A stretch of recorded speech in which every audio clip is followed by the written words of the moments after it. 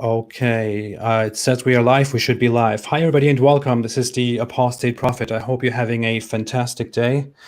Please let me know, everybody, if you can hear me, if everything sounds okay. Tell me if there are any technical issues that you encounter, if the visual or the sound is problematic in any way. I'm glad to be here today with two people that I have been wanting to talk to for quite a while. These people are Selin Ozkohen and Onur Romano, who are representatives of the Turkish Association of Atheism, or the Atheism Association of Turkey. I'm very excited to talk to them about everything that is currently going on in Turkey, their work and what they are doing about the current situation in Turkey, what their goals are, and all that. So I would, before talking too much, as always, just like to get to them and have them introduce themselves to you. Whom should I begin with? Onur, Selin, who wants to start? Selin, go ahead. Yeah. Who are you? What are you doing? What is all of this about? Okay. My name is Selin Ozkohen. I'm 25 years old. I'm a certified translator and a certified English teacher. I'm an activist. Basically, it's not just about atheism. It's basically about human rights violations and discrimination of any kind. I'm one of the founding members of the Association of Atheism. And if you ask what it is all about, well, we have a lot of time to explain. Onur? Yeah, hello. I'm Onur Romano, and I am also one of the founders of the Association of Atheism. I am 37 years old, and I identify myself as a militant atheist activist for the past 11 years. So human rights advocacy is my area, and I live in Victoria, BC, Canada. I happen to be an atheist refugee, and so yeah, that sums it up. Amazing! It's great. It's great to meet you guys. Selin, I have to make a small remark. The English education in Turkey is usually horrible. I have lived there, and I've personally witnessed that. But your English is great. I guess you got your English education from somewhere else, right? I didn't grow up in Turkey. I came to Turkey around 10 years ago. Oh, where did you grow up? I grew up in Israel. Oh, okay. That explains it. That makes it very clear. Okay, fantastic. So, sorry, what? No, it doesn't. But that's a different story. Yeah. Well, it still kind of explains the difference, because in Turkey the situation would have been much worse. So anyway, it's great to hear about the Atheism organization, the Atheism Association. By the way, I have also personally become a member and a part of this movement that is really trying to change things as they are in Turkey. There is a lot of stuff going on in Turkey as we're speaking, right? I mean, there is a big change happening in the government. There is a move toward religiosity, toward Islamization in Turkey. The government that is currently in charge, that has been in charge for 20 years almost now, has made huge changes. Recently, the world has witnessed how the Hagia Sophia museum has been turned again into a mosque, for example, which created a great wave of shock across the world. So what exactly is happening in Turkey? What is all of this about? I would say some people are just. I think this Hagia Sophia thing. It's all about ego. The thing is, Hagia Sophia was originally built as a church, and when Sultan Mehmed II, also known as the Conqueror, conquered Istanbul, Constantinople back in the day. One of the things he did was turning this huge, extremely important church into a mosque. And we're talking about the Middle Ages. So basically, it was a different time when people didn't really care about what other people think. Basically, if you have the power, then you can do whatever you want to somebody else. Like especially when it comes to minorities. And it was a very important church back in the day. But today we obviously know that it's not very polite to take somebody else's holy place and turn it into somebody else's holy place. As much as I don't believe in holiness, well, the thing is, 86 years ago, this was kind of, this mistake was kind of corrected. Basically, this kind of, in today's world, doing that is pure discrimination. So what they did back in the day was turning it into a museum. So it's not a church, but it's also not a mosque. So there's no dominance of any group. And the reason why they wanted to reopen it as a mosque was basically to look dominant, like Muslims looking more dominant compared to Christians. And by the way, I'm not a Christian, but I do believe that no one should be discriminating somebody else. I believe no one should try to look more dominant because they believe in a different thing. And turning it into a functioning mosque was entirely a whole thing of people wanting to feel superior again in this geography. Like basically, even though it was a church, we can conquer it and turn it into a mosque, and you're just gonna have to deal with it. It's like, you have Sultan Ahmed, you have Mimar Sinan. There's so many mosques that you can be proud of, like big ancient mosques that are also important, like history-wise. But no, the prayers have to happen also in Hagia Sophia, because it's very important to them. In fact, there was this lawyer who says that they hope that the court accepts their application to reopen it as mosque, because the court should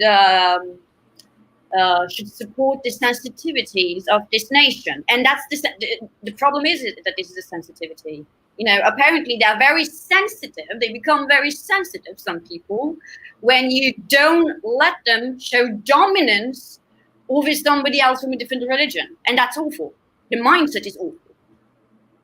And that's a very common sentiment. Sorry, I will let you speak, Onur, just in a second.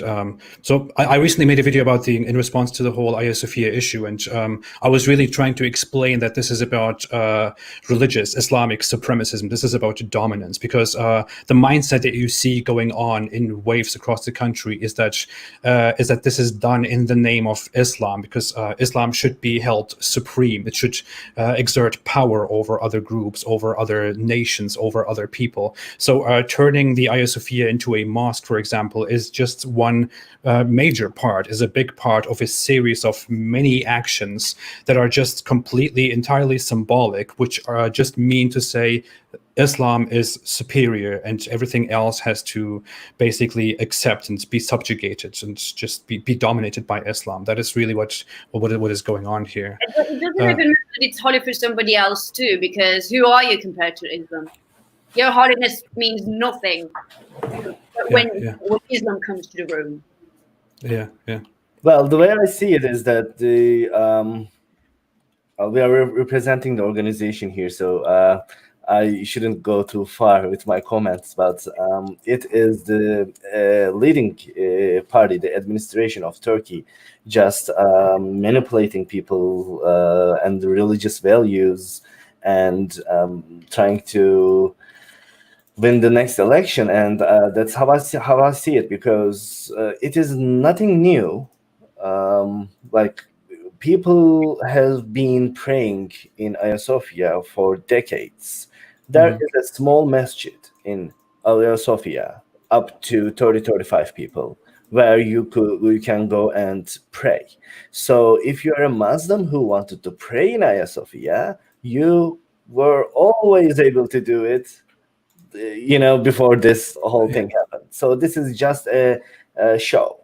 And this is how you manipulate religious values of the people you are asking their votes for, and this is what it is, nothing else. And that area is covered, like dozens of mosques in every neighborhood in that area.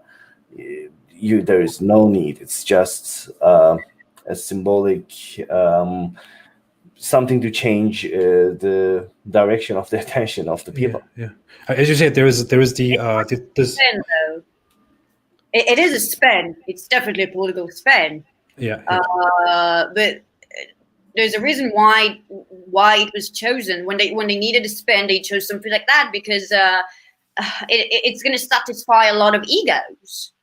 Yeah. So it is supremacy. There is also, I mean, very well. I think it was one of the reasons why the Association of Atheism in Turkey was founded. That years ago, Erdogan gave this speech to the public and referred to terrorists in the country, referred to the organization of PKK as those people are. He said, I believe he said they are terrorists, they are atheists, they are Zoroastrians. He said these words, and this was again just one little part of a series of very insulting, very discriminatory remarks that were made about different groups in Turkey. We hear so often very hateful remarks made about Jews, about Christians, about atheists, and about so many other groups. But he went on stage and, as part of his political propaganda, really disparaged atheists as a group. Right, that is something that happened. So what was the atheism movement? Was your organization kind of a response to all of that? That's not the first time the president has done this, and he has done it in multiple times on multiple occasions. As a matter of fact, we have a YouTube show, and we made the starting, the intro music, the jingle of that show. We used his different voice clips of different examples of his hate speech towards atheists. So it is not once or twice. And it will continue because that's the person he is, I believe. Yeah. But some people are like that. It's because, I mean, we do have laws against discrimination in Turkey, but no one really enforces them. So basically, it's not just the president. Most people using hate speech in Turkey, they just keep doing it because they know that 90% of the times they're going to get away with it. Yeah. I mean, as I was in Turkey, and when I was religious, I myself was part of a religious organization, a religious movement in Turkey. I don't like to mention their name publicly because lots of family history and all that. But I mean, they made these things very commonly. For example, they had a publication, a magazine, and in this magazine, in their broadcasts, they would very openly talk of the Christians in Turkey and around the world as dishonest, filthy crusaders. They would talk of the Jews as the natural traitors. They would talk of all kinds of other groups, ethnic and religious groups, as very in a very dehumanizing way, and stuff like that is very normal. This was just the movement that I was part of, but we have stuff like that very commonly in mainstream media, and nothing is done about that because these people know that they can get away with anything as long as it is about other religious groups. But if you say something about Islam or about Muslims, then you are in big trouble. I think just a few days ago we've had someone who was taken into custody and is currently being prosecuted for making a joke about Muhammad. I think I didn't really follow the issue. I don't know if you are aware of this, but recently even a politician tweeted something like, the person who insulted our holy prophet, no, the filthy person who insulted our holy prophet has been arrested, or something like that. So you're right. There was another example a few years ago, Nihat Hatipoğlu, who openly called atheists on one of his Ramadan shows that he does daily, and he made millions of dollars. He called atheists sons of devil, and stuff like that, and we took it into court for that, for hate speech, and it was dismissed. Nothing happens. When we take people to court for discriminating against atheists, somewhere along the line the case gets dropped, dismissed, or because they claim there is no case. No case.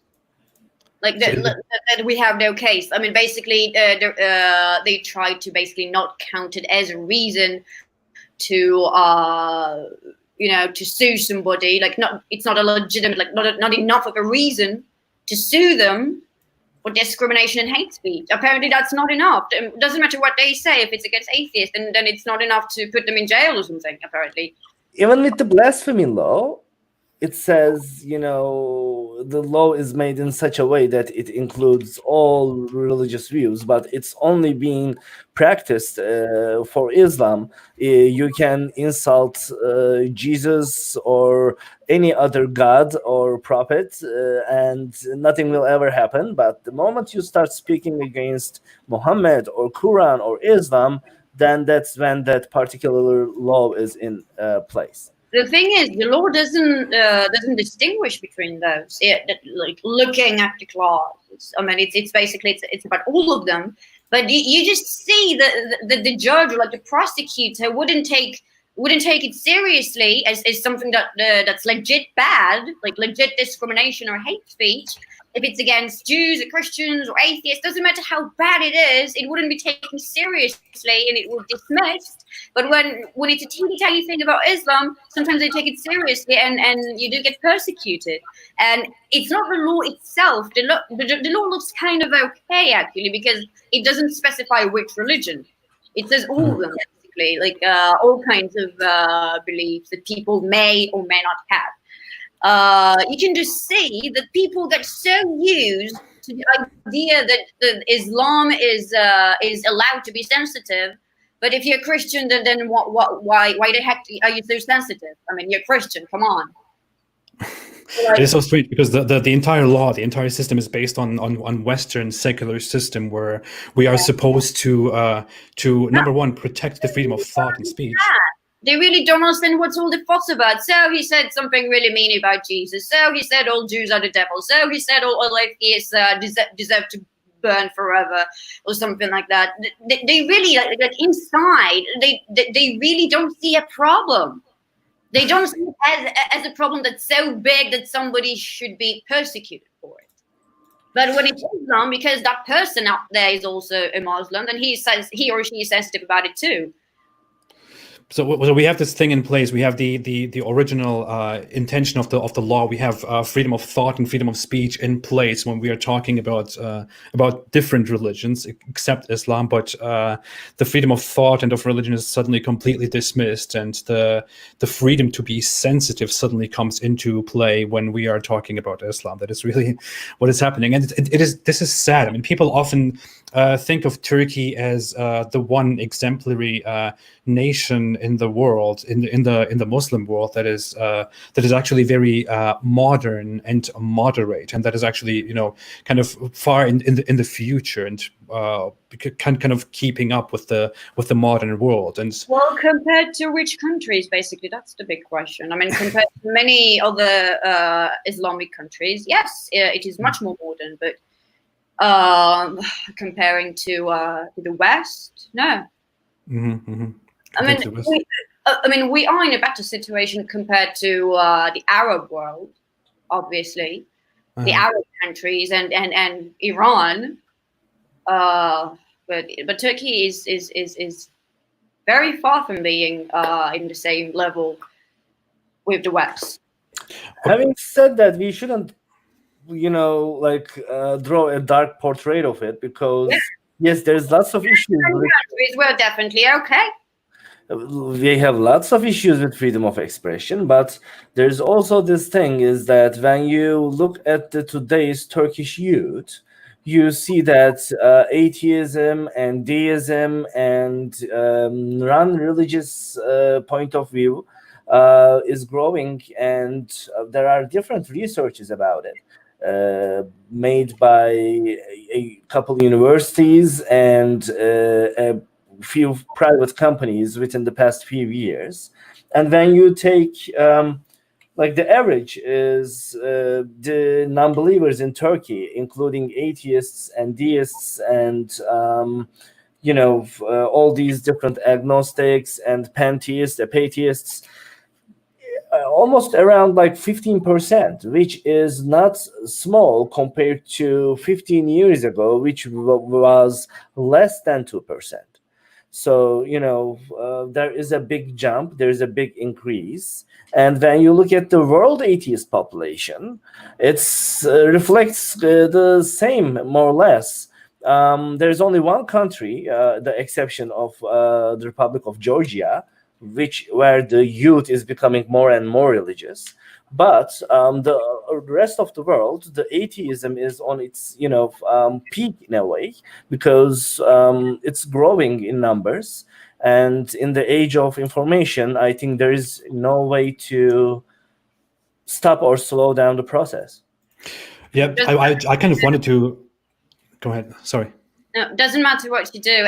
Everything you try to do, like I don't try to do that, but every step that you do in order to try stopping it, it's just gonna make everything worse for you, basically. When it comes to like people becoming atheists and deists and leaving religion, doesn't matter what you do. If you don't do anything, people are just gonna do some research and become more and more secular. And if you try to do something against it, people are gonna hate your guts. So yeah. I wanted to further away from religion. I was trying to bring a positive spin to this. I mean, we are talking a lot about some people really think that Turkey is moving toward a direction of religious fundamentalism and of Islamic supremacy, of complete Islamization, and that it will kind of look like the Arab world and look like other countries. People think that. Yes. In the progress, yeah, but not on the streets. But there is a positive spin to it, where the youth that is currently, and that is what I'm thinking about. The system that we are having right now, that has been in power for almost 20 years. I mean, the current youth has grown up with this government, and all they have seen is this increasing authoritarianism, this increasing these increasing sentiments of religious intolerance and supremacy. And of course, the youth is also connected to the outer world, to the World Wide Web, through social media that is very big right now. So naturally, among the youth, there is a great resentment and resistance that is growing. And I would think that as the current youth grows older and has more power in the future, things will turn around very much. And since the current government is everything they try to do backfired. Yeah. People are getting angry. People are getting increasingly angry, and as the young people are getting angry, and as they become more and grow older, things will backfire in a very tough way, and these Islamic sentiments won't resent. Sorry for interrupting, but those young people, the more they get financially independent and come of age, so they can vote. Then they're going to gain more power, basically. I mean, some of them can vote, but they can't really do anything besides that, because they still live with their parents and stuff. Like, they're still students, they couldn't find a job yet, blah blah blah. And maybe their parents are religious, so it could be a problem. Maybe that maybe if they grow up a little bit more, when they grow up a little bit more, and they move out and they get used to being able to do whatever they want, then they're also going to get the courage to be more out there with everything. Because right now, most of them are within the mindset that they can't do anything without their parents' permission, as long as they live under their roof and stuff. So the more they grow, the more they can do.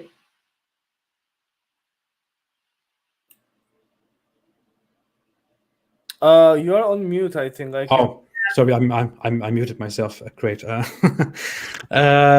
want to come back with that to you and your purpose as the Association of Atheism.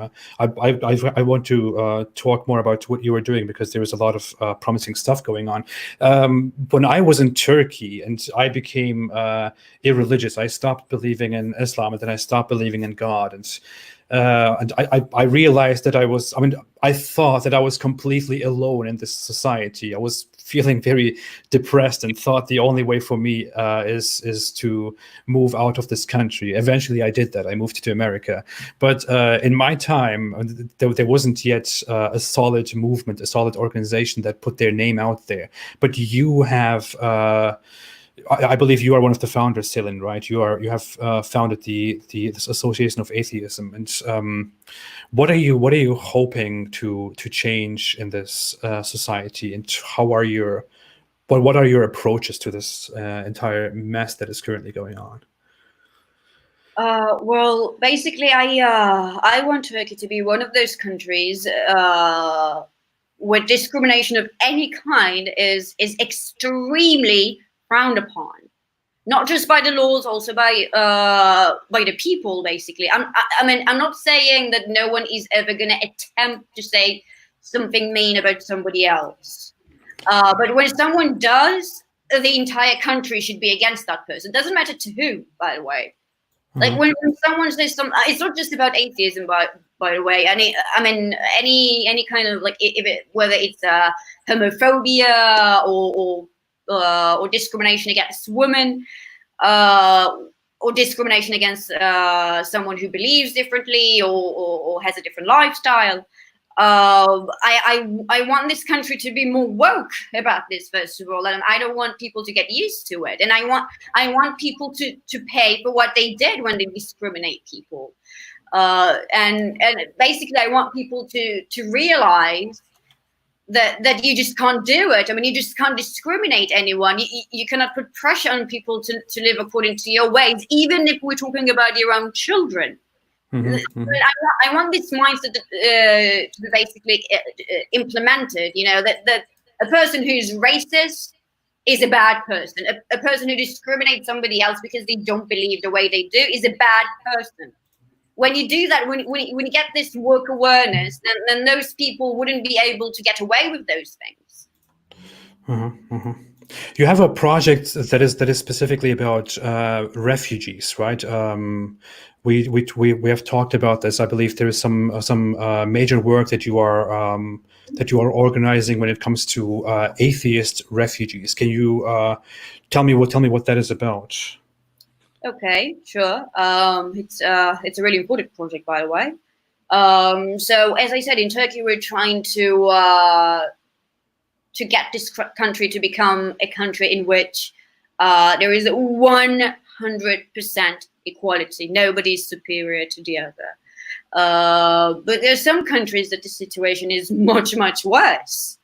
And some of those people have to basically flee their home countries because of religious enforcement. Sometimes it's because of the government, sometimes it's because of society. And many of those people come to Turkey, at least as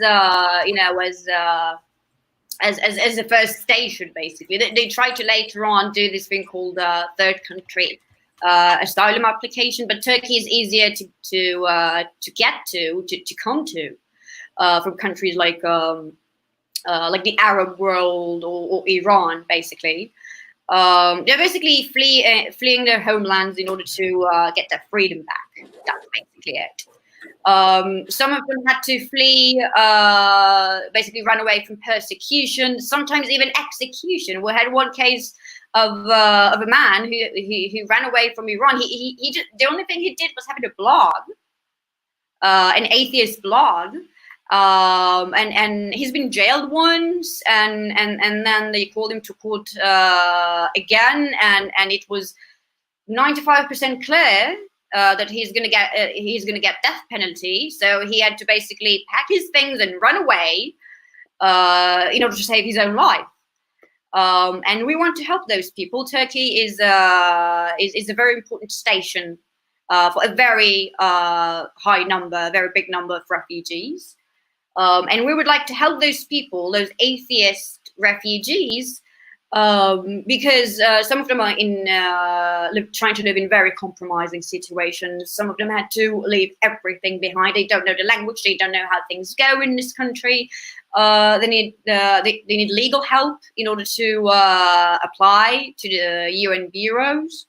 They need to get a visa. They need to get a working permit. They need to be able to provide everything for themselves. They need an accommodation. And we're trying to do the best we could in order to help those people. And maybe Onur would like to give the details about how we would like to do that. Yeah, as Selin mentioned before, there are more or less 5 million plus refugees currently living in Turkey. And some of these people are atheist or non-believer refugees. So the Atheist Refugee Assistance Program, ARAP in short, is aiming to help these people in 5 areas. And number 1 is finding accommodation solutions for atheist refugees and asylum seekers in Turkey. Because yes, there are people who are very discriminative against non-believers, but there's also secular modern people in Turkey who are, who love non-believers, who wants to accommodate or hire non-believers, especially. So we are also trying to reach to those people. And they can volunteer and step in and take place as well. So we are trying to, in a way, build a network or a hub where we can, get all these employees, employers, landlords, roommates, and asylum seekers. So number 1 is helping them with their accommodation needs by posting ads on various local, regional, nationwide online platforms, help them apply, correspond, translate, or intervene in the process when needed. And the second one is finding jobs for atheist refugees and asylum seekers in Turkey by helping applicants to edit or translate their CVs and resumes into Turkish, help them by providing templates or assistance to post or apply for ads and arrange set interviews, help them correspond, this type of assistance. And number 3 is receiving applications from atheist asylum seekers and refugees in Turkey for legal help. So the Association of Atheism can step in and provide them lawyers, immigration attorneys, and take it from there. But first, we need to assess their case before we assign them a lawyer. Number 4 is receiving applications to issue them letters of reference or letters of verification, letters of support. If you're an atheist refugee or if you're a refugee, you know that it is very important to provide these letters from such institutions who can vouch for you. So we are also trying to build a network of some international secular humanist organizations who can process these type of letters for this project. And for last but not least, we want to assist the applicants regarding their submissions for pocket money allowance and scholarship applications to Turkish or international agencies, programs, institutions, foundations, charities. So this program does not hand out any pocket money or rent or grocery, support, that kind of cash.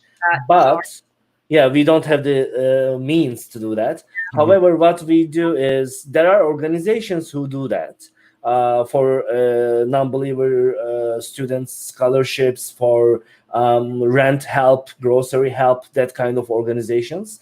And what we can do is we can forward them and we can help them apply to the right place for their need. So we are planning to provide these 5 services to the non-believer asylum seekers in Turkey under Atheist Refugee Assistance Program, and we have hired 2 part-time staff to do this. One has advanced English, Turkish, and Arabic skills.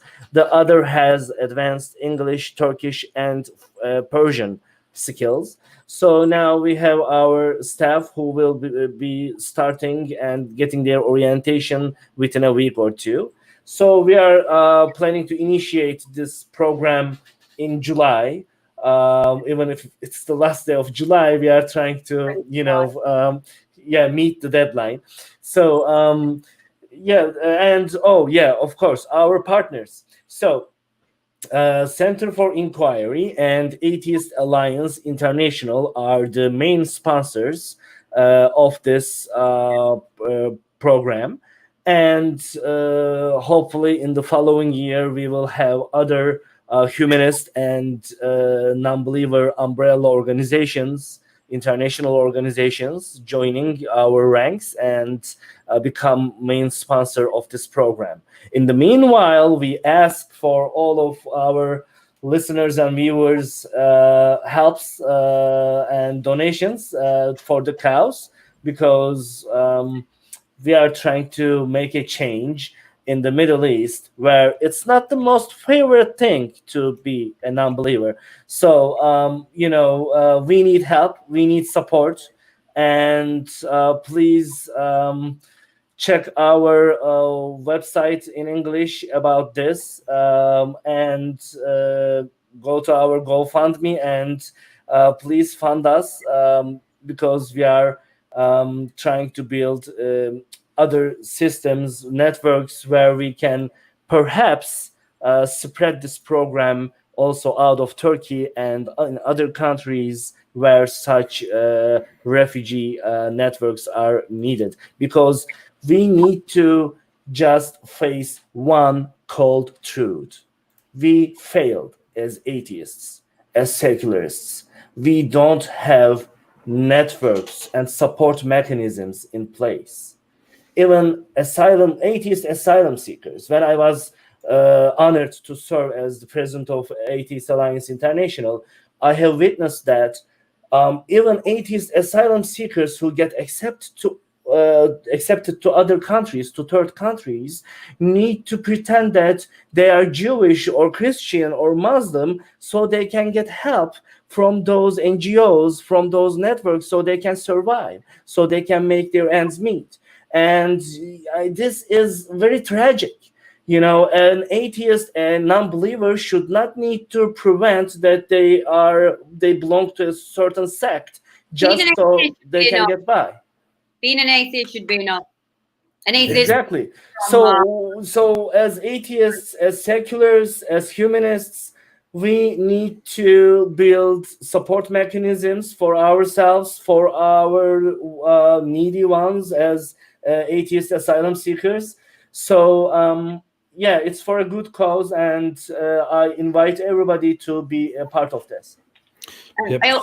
I'd also like to add that I personally and directly see how it affects those people who ran away, came to Turkey, to a country they don't even know, knowing that most of the people in Turkey are also Muslim believers, and they don't really know what exactly is the limit, because Turkish people are usually not as radical as the natives of the country they came from, but they also have limits, when it comes to freedom of expression, when it comes to religion, and the fact that we have people in here, not miles away, but in Turkey, the place that all those people came, the place they are in right now, and we can go and meet those people face to face. I mean, we do this meeting obviously because we would like to meet them face to face, and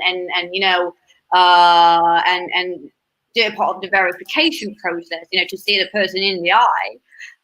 But you can see how happy they become, how much hope it gives them when they see us face to face. Even we just have a short conversation. They see the person who thinks like them and really wants to help them in their fight for freedom. in the eye, you have no idea what it does to those people. This is why we need like a branch of asylum seekers assistant thing in Turkey, whether it's a project or an association. It's very important to have a local branch of it. So to everybody who knows me, who knows this channel, who has listened to these stories for quite a while, I mean, I often tell my own story. I often talk about how the hardship of me living in a society that you don't want to live in if you don't believe in the local religion, and that you don't want to live in if you are an atheist like me, or a skeptic, for example, someone who just cannot comfort with the very atrocious laws of the land. And I mean, many people know me and sympathize with how I went through all of that, came here, started speaking out against that stuff, created this apostate prophet. Now I'm being a jerk on YouTube, and you people support me. But this, I mean, I'm just a very small example. I receive. You people see it. I receive so many messages, so many emails, so many comments from people who are really stuck in these countries, and they don't see any way out, because there simply is no way out for these people. They don't. They're not part of these religions or part of these specific groups, which have their own organizations that they can ask help from. They don't have any other means to get out of these places where their life feels like hell. So really, if you want to help people, in such situations, if you want to help bright people who are stuck in this world, who need your help, please, as said, instead of supporting a jerk like me, go there and you can see the description. You can see the link in the description. You can help this organization. You can help what they're doing. You can help these people live better lives. And as you help them, we will have more people who come out of this, who grow out of this, and who help our cause to bring more freedom, more justice, more love to this world, more love to these countries, to these cultures that desperately need it, because it doesn't exist over there. So if you really want to make a change, you can try this. Please do this. Please support this cause. It is really important. I care about it. And yeah. It's fair that those people get the opportunity, because think about it for a second. Where did you grow up? Germany? I grew up in Germany, then was in Turkey, yeah. Okay, so think about it this way. One day you decided to be an atheist, right? Mm-hmm. Worst case, you would go back to Germany. Yeah. Like you have the option to live the way you want to live, but another atheist who has very similar opinions to you was born in one of the countries of the Arab world, or in Iran, for example, or in a different country, another third world country that's also very very conservative. So you're both very bright people, and like very very contemporary people. But here's the thing: you can live the way you want, because you have the when I say the means, it's not just about money. Like you have the right to live in a country that allows it. But that person happens to have a very weak passport, basically. Because usually third world countries are also very weak when it comes to like being able to travel, like freedom of traveling, freedom of movement. So it's not fair that some people can live the way they want and some people are stuck. Yep. That's why we have refugee programs, Yeah. So I have provided all the link to that in the description. I will also include it in a pinned comment, so people can check that out further, closer, if they are interested. As said, it would help to be part of this change that is happening in this world. By the way, how is this going with the? Do you have any issues with the Turkish government in this regard? I mean, are they causing any problems to this project that you are leading? Or so far the project hasn't legally been started, initiated, but so far we are at the process where we have reported the foreign funds and donations we have received for this program, but so far, yeah, we haven't faced any difficulties yet. Yeah. We're very careful. We know we have to do everything, That's pretty nice, yeah. Everything has to be everything has to be done by the book, because we don't want anyone to have an excuse to do something against us. So everything has to be perfect. By the way, on behalf of the Association of Atheism Turkey, we also like to thank you for your support and collaboration, and for your time and effort also as a volunteer of our organization. Thank you very much. Yes, and thank you, Apostate Prophet, for being part of our family. Thank you so much. I appreciate that. I really, it's an honor to me. I love being part of this. This is really, some people don't realize how big this is, but to me, as someone who really felt stuck there, and who really felt like in a very dark world there after I lost my faith in Turkey, it is really, it gives me so much hope. It feels so amazing, so great to see that such a movement with such important work is coming forth and is rising in this country that really, where really so many people actually are very bright and really want a better country, want a better nation, want a better future, but they just don't find the voice and the means and the time to do that, because the country is currently in such a political mess and religious mess and everything that is happening. So to me it is really great and so honoring to see that this is happening, and I would love to be part of this and do more for this cause. So Atheism, the Association of Atheism Turkey, is an amazing project. It's really great. Also, I'm a prophet. I'm a better prophet. So I'm doing what a prophet is supposed to do. Speaking of prophets, maybe don't expect any worshiping from me. That's not happening, dude. Dream on. Speaking of prophets, maybe you should also mention your viewers that you will be facing a real prophet. Oh my God! No, he's not real. So maybe he is. I don't know. Who knows? So at the end of this week, on Friday, actually on the Turkish channel, which is in the description, on the Turkish channel of the Atheism Association, we will actually be talking to a Turkish person who claims and who firmly believes, or so he says, that he is Jesus. He's the Messiah, and he has returned. So he's the Son of God and God Himself, but also not. So I don't know. It's very strange. That person also used to be a Turkish congressman.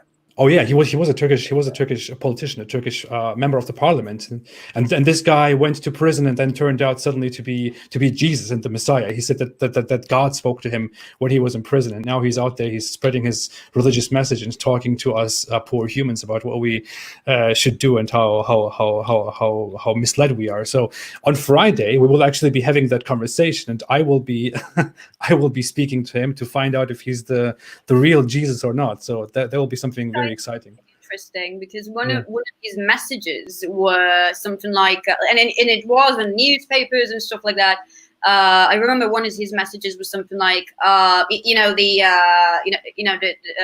Islam requires women to cover their head with a hijab, with like a headscarf. Mm-hmm. And he was like, God talked to me. He said that women are no longer allowed to wear a headscarf. I canceled the headscarf. Yeah, he said I canceled the headscarf. So yeah, he canceled the rules. So. Yeah, like I canceled. He didn't even say that you don't have to do this anymore. Like you're not allowed to do this anymore. Like I'm adding the headscarf. It used to be like required, and I'm lifting it. Yeah. So he said, I am hereby banning the hijab. I have hereby abolished this rule. That's what he declared. He didn't use such biblical words or like biblical wording. He just said it in like in the most basic way in Turkish, basically like I cancelled it. Awesome. That's awesome. Yeah. I'm thankful for that. I mean, that's a great job to cancel something in the name of Allah. So. I mean, I don't think he's real, but maybe some people should follow this guy. You know,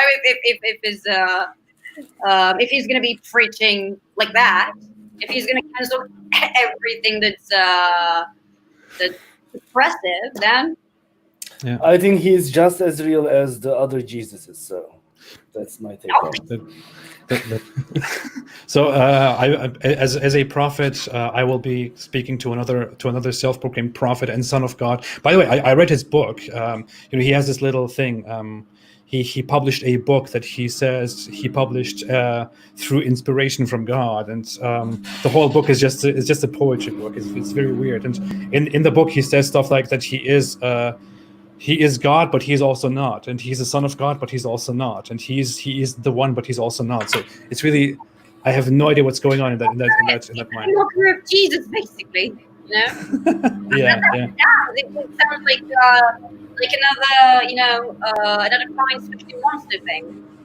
Yeah.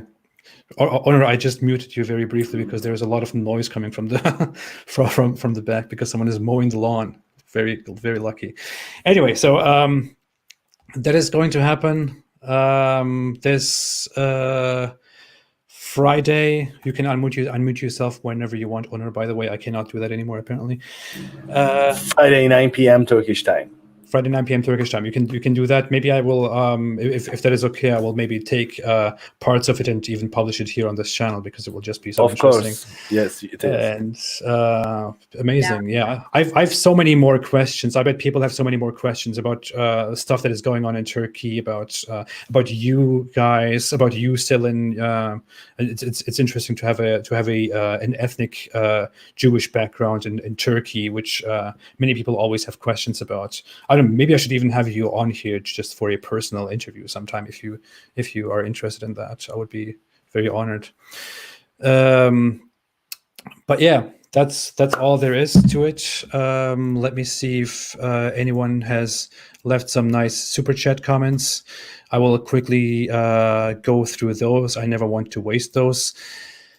Andra Klein made a super chat. Thank you so much, Andra, and said, greetings from the Czech Republic, one of the most atheistic countries in Europe. I appreciate what you are doing, AP. Continue your great work, sending irreligious vibes. Thank you so much, Andra. I appreciate that.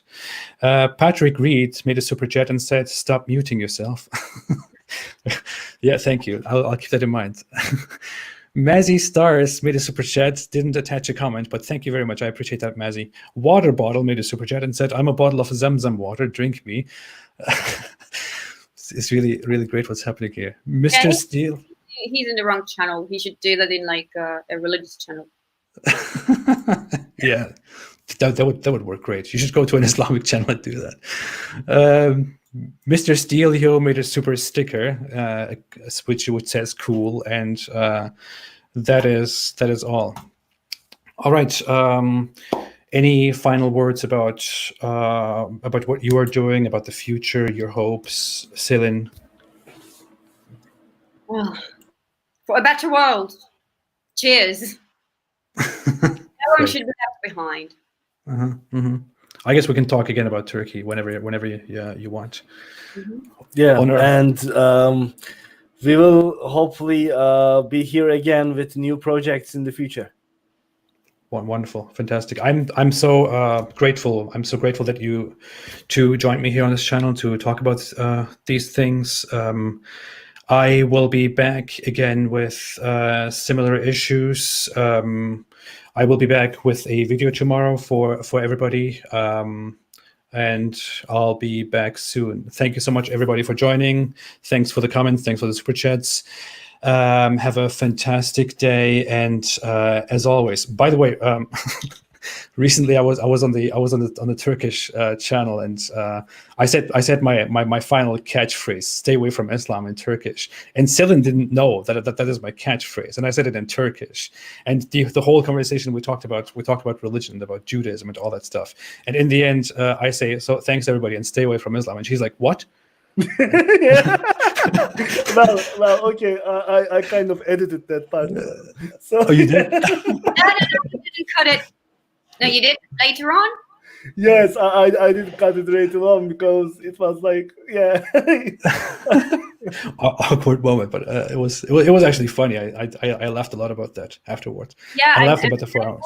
like only like a day after the after Uh-huh. live stream. And the thing is, me saying what I mean, it was like you said your slogan, and Uh-huh. then we had the credits for like 2 seconds, and me saying what, like you didn't see me anymore, Uh-huh. but then you had me saying what, like like in the background of the credits. Uh-huh. Uh-huh. Uh-huh. It sounds intentional or something like that, but it wasn't. That's fantastic. Okay, well, thanks everybody. Have a fantastic day, and see you again. Stay away from Islam.